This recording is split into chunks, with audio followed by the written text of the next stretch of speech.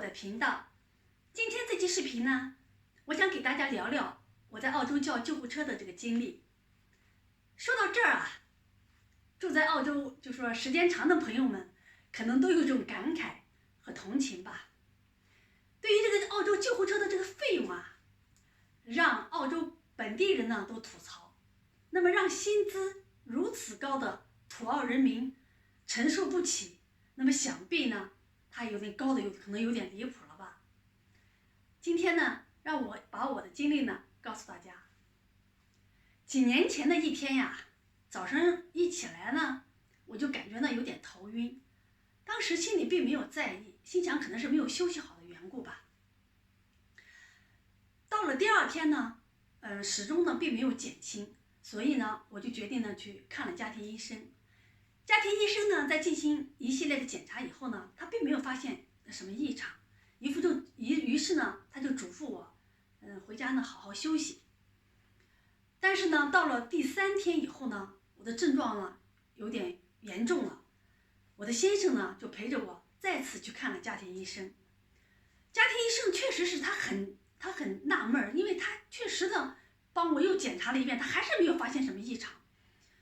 就在这个时候呢，突然呢我就晕倒了，就把我先生和家庭医生一下子就吓着了。我先生呢就赶紧对家庭医生说：“快叫救护车吧！”家庭医生呢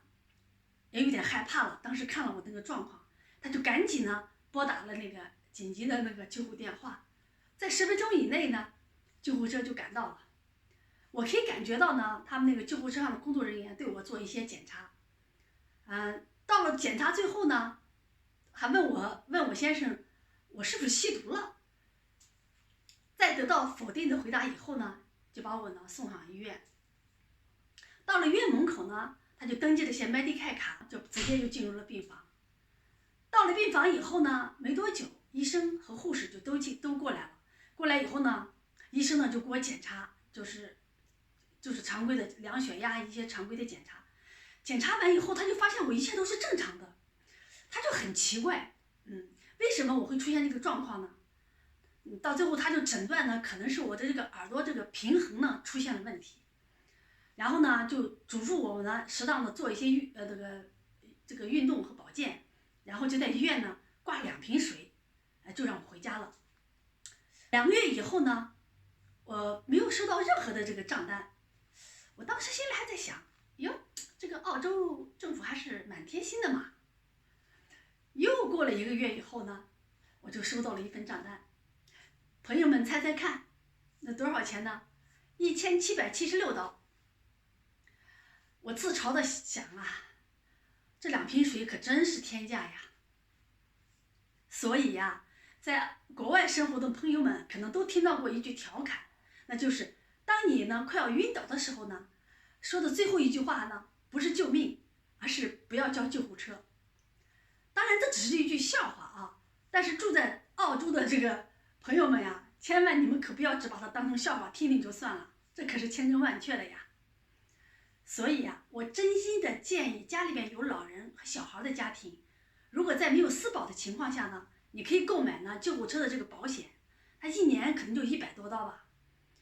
这样的话就是如果家里有什么事情呢，你就可以放心大胆的使用这个救护车的这个服务。另外呢，澳洲政府对于